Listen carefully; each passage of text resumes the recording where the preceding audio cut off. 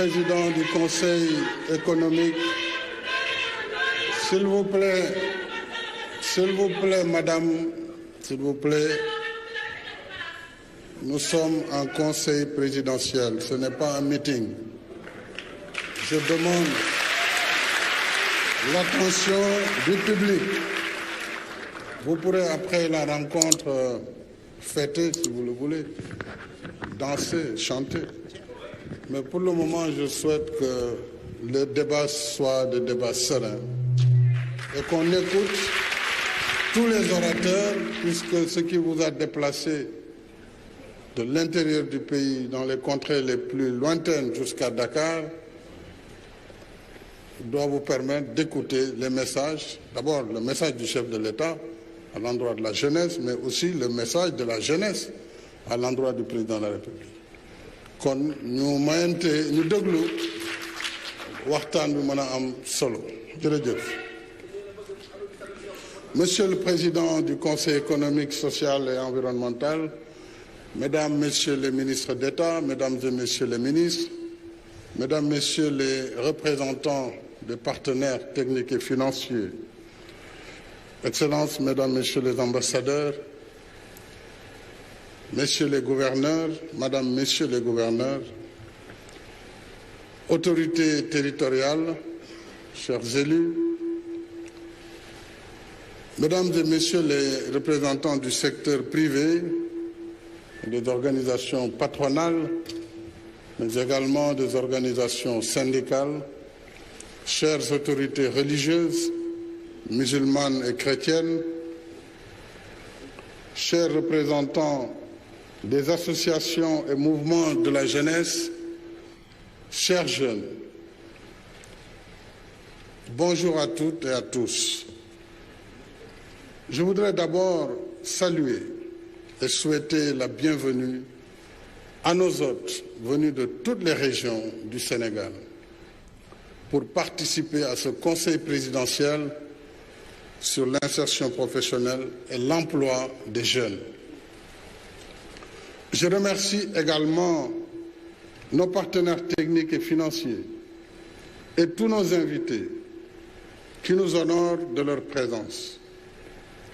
Toutes les énergies positives ici réunies montrent à quel point la problématique majeure de l'emploi et de l'insertion socio-professionnelle des jeunes constitue une priorité élevée pour tous, qu'ils soient acteurs étatiques ou acteurs non étatiques.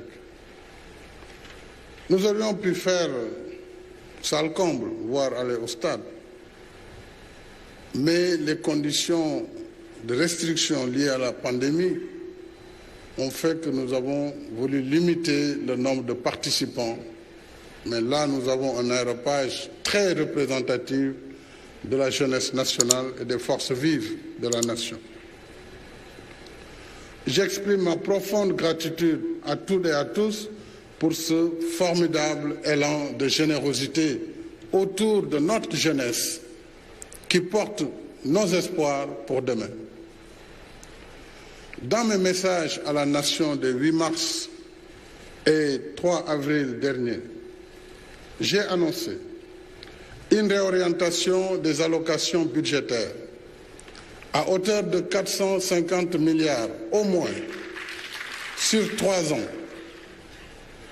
en réponse aux besoins des jeunes en termes de formation, d'emploi, de financement de projets et de soutien à l'entrepreneuriat et au secteur informel. Ces ressources serviront à financer le programme d'urgence pour l'emploi et l'insertion socio-économique des jeunes, Xëyu Ndaw ñi.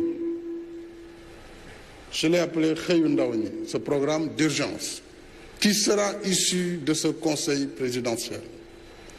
Et comme je l'ai indiqué tout au long du processus préparatoire de ce conseil, je tiens à ce que ce programme soit pragmatique, orienté vers l'action, mais opérationnel, de façon diligente à l'échelle nationale.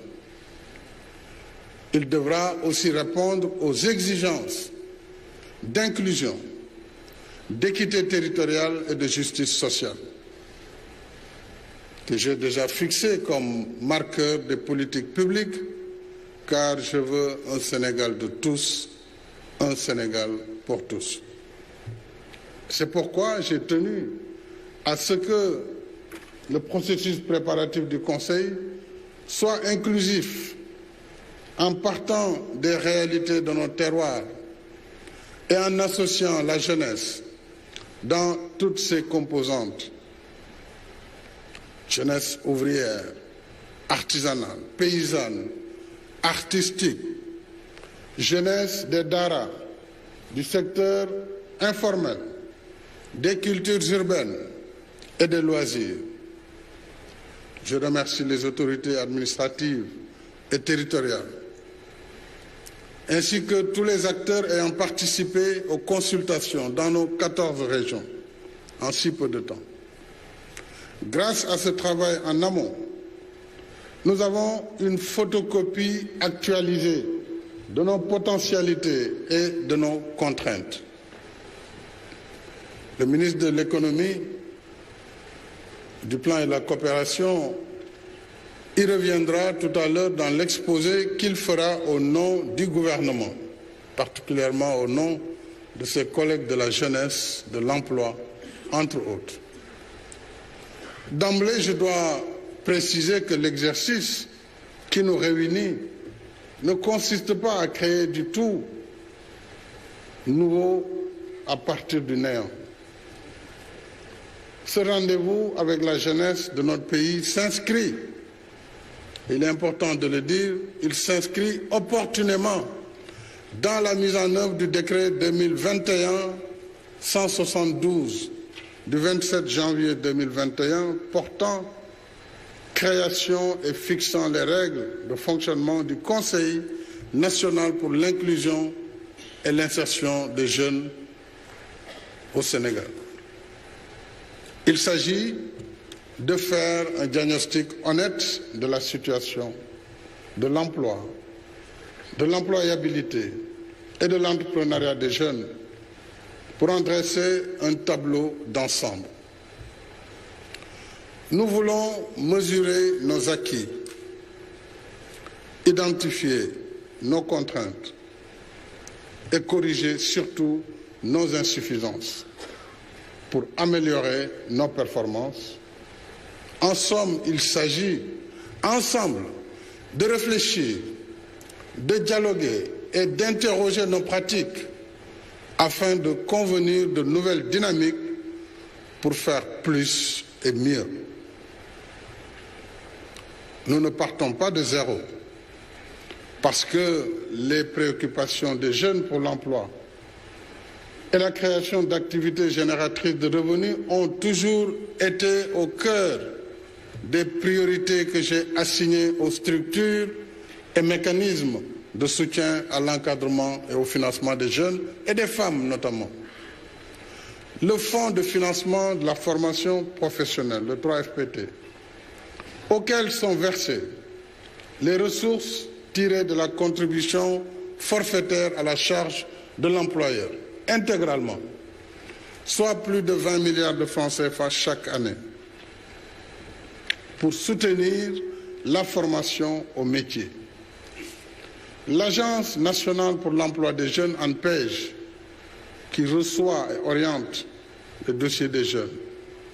La délégation générale à l'entrepreneuriat rapide des femmes et des jeunes, la DERFJ.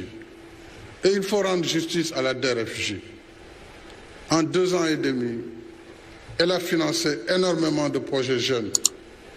Et nous allons renforcer les moyens de financement et nous allons territorialiser le financement pour que ce soit dans chaque commune, dans chaque département au niveau national.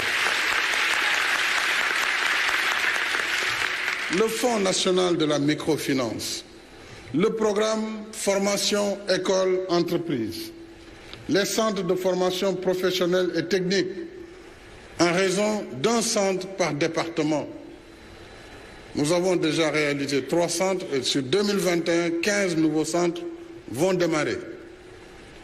Le PSJ, qui forme des jeunes diplômés à l'entrepreneuriat.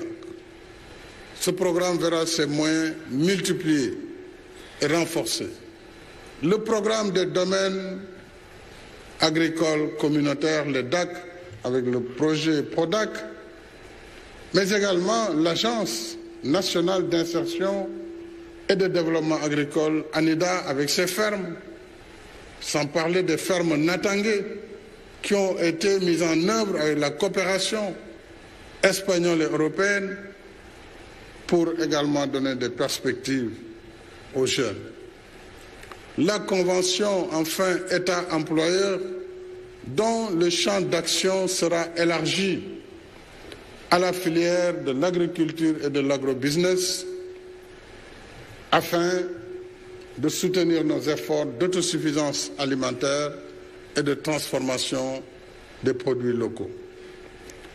À l'épreuve du temps, l'un des objectifs de ce Conseil, c'est de voir comment améliorer la cohérence d'ensemble de toutes ces structures. Elles sont nombreuses et variées, elles se complètent, mais il faut une cohérence d'ensemble pour une meilleure mutualisation de leurs moyens. Au-delà des instruments d'appui à l'emploi et à l'entrepreneuriat des jeunes, l'État a également beaucoup investi sur la réalisation d'infrastructures majeures, indispensables au développement. Qu'il s'agisse des routes, des autoroutes, des ponts, des centrales électriques, des zones industrielles, dont celle de Diamniadio, ici, et de Sandiara. La reconstruction en cours des 5 aéroports régionaux, déjà en cours. Les projets ferroviaires avec le TR qui devra démarrer dans les mois prochains, ainsi que le projet BRT, entre autres, et la reprise de la ligne de chemin de fer Dakar-Tambacounda, tout cela constitue de grands projets de l'État pour lesquels beaucoup d'emplois et de formations ont été consacrés. Il y a également le port de Bargny-Sendou en cours de construction et le projet du port du futur de Ndayan sur 1200 hectares. Et c'est un investissement de plus de 840 millions de dollars, un investissement privé. C'est l'investissement privé le plus important au Sénégal. Avec le PUDC, le Puma et Promoville, nous continuons de désenclaver les zones défavorisées de notre pays, d'y apporter de l'eau, de l'électricité et des équipements pour l'allègement des travaux des femmes et de doter nos villes longtemps déshéritées d'un minimum d'infrastructures de base. Tous ces investissements massifs, vous en conviendrez avec moi, dans des projets pourvoyeurs d'emplois, transforment positivement les conditions de vie de nos populations au quotidien. Ils redonnent vie à nos campagnes et à nos cités. Ils apportent le progrès, soutiennent la croissance, créent de l'emploi et des activités génératrices de revenus. Ces efforts, mesdames et messieurs, combinés à l'investissement privé, ont permis de maintenir toutes ces années le taux de croissance économique du Sénégal à plus de 6% et de créer en moyenne 150 000 emplois par an. Vérifiable. Je parle de taux de croissance parce que c'est un indicateur de la vitalité économique d'un pays. Sans activité économique soutenue, il ne peut y avoir ni croissance, ni création d'emplois. En outre, nous avons formé des milliers de jeunes grâce au fonds de la formation, fonds de financement de la formation professionnelle, le 3FPT, mis à niveau plus de 500 entreprises, encadrées et financées à travers la DER/FJ, plus de 105 000 jeunes et femmes porteurs de projets dans l'artisanat, la pêche, l'agriculture, l'élevage, la transformation de produits locaux et le numérique, entre autres. Il reste que ces efforts, si appréciables soient-ils, connaissent des limites. D'abord parce que l'État ne peut pas recruter tous les candidats à l'emploi dans la fonction publique. Ensuite, alors que notre économie était l'une des plus robustes du continent, avec une perspective de croissance à 2 chiffres, grâce à l'exploitation prochaine de nos ressources gazières et pétrolières, nous avons été brutalement rattrapés par la crise de la Covid, à l'instar du monde.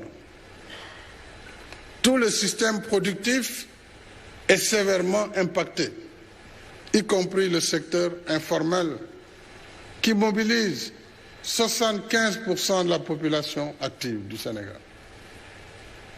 C'est le monde entier qui est en crise. Toutes les économies sont freinées depuis 1 an, y compris celles des pays les plus développés. Mais ceux qui sont en développement sont encore plus durement touchés, ce qui signifie autant d'activités au ralenti ou à l'arrêt, autant de travailleurs qui ne perçoivent plus l'intégralité de leur salaire, autant d'emplois menacés ou perdus. Pour la première fois depuis 25 ans, l'Afrique est en récession, à l'exception de quelques rares pays comme le Sénégal, dont le taux de croissance, qui était projeté à 6,8% en 2020, a cependant drastiquement chuté à 1,5%.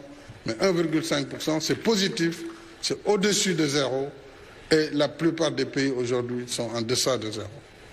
C'est ça la réalité économique de notre pays. C'est un défi majeur que nous ne pouvons pas occulter, parce que c'est une réalité. 76% de notre population est composée de jeunes de moins de 35 ans. C'est ça aussi la cartographie de notre démographie. Avec comme conséquence l'arrivée chaque année de centaines de milliers de jeunes sur le marché du travail. On parle souvent de dividendes démographiques en misant sur la jeunesse de notre population. Mais pour tirer avantage du dividende démographique, il faut d'abord réaliser 2 conditions préalables. D'une part, il faut maîtriser le croi démographique et d'autre part, assurer une éducation et une formation qualifiante qui correspondent aux besoins du marché. C'est ce qui favorise l'employabilité des jeunes, l'employabilité des demandeurs d'emploi. Il n'y a que 6% de ces jeunes en demande d'emploi qui ont cette formation. Et particulièrement l'employabilité des diplômés, des jeunes diplômés. Alors c'est pourquoi nous avons opté pour le renforcement des filières scientifiques et l'orientation de 30% des élèves issus du cycle fondamental vers l'enseignement professionnel à travers les centres de formation professionnelle et technique et la formation duale école-entreprise. J'encourage le secteur privé, ici présent, qui prendra certainement après le gouvernement des engagements, parce que nous le savons, la création d'emplois relève d'abord du secteur privé. Et nous sommes prêts à travailler la main dans la main avec le patronat pour que la création d'emplois des jeunes soit aussi le fait, surtout du privé. Donc, je les encourage, secteur privé, à soutenir davantage la formation duale école-entreprise pour donner aux jeunes la chance du débutant et les aider à mieux préparer la vie professionnelle. Le monde réel n'est pas toujours tel qu'on le perçoit à l'école. Un cours dans un établissement d'enseignement est une accumulation de connaissances, certes méritoires, mais un stage en milieu professionnel est une leçon de vie indispensable. Je voudrais maintenant, mesdames et messieurs, m'adresser à vous, jeunes, venus représenter la jeunesse sénégalaise dans toutes ses composantes. Ce conseil présidentiel est le vôtre. C'est pourquoi j'ai tenu à ce que vous participiez non seulement au processus préparatoire, mais aussi au déroulement des travaux ici. Tout adulte est un vieux jeune. Nous, adultes, nous avons été à votre place. Nous avons vécu ce que vous vivez actuellement. Je peux donc aisément ressentir vos interrogations, vos doutes, vos attentes et vos espoirs. Je peux aisément comprendre vos besoins, vos aspirations et vos ambitions légitimes d'être utiles à vous-même, à vos familles, à votre communauté et à votre pays.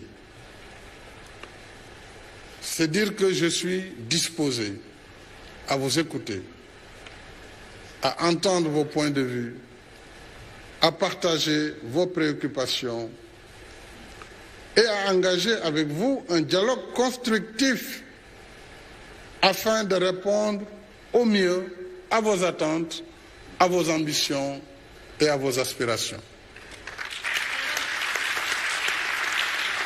Cela dit, la lutte contre le chômage des jeunes est une bataille de longue haleine qui ne se gagne pas en un seul jour. Mais je veux surtout que vous compreniez que quelles que soient les difficultés, quelles que soient les circonstances, l'État ne vous abandonnera pas. Je reste plus que jamais déterminé à poursuivre le combat avec vous. Je serai toujours à vos côtés, à la recherche de solutions à vos problèmes. Le gouvernement restera mobilisé et l'État mettra les moyens qu'il faut pour relever le défi.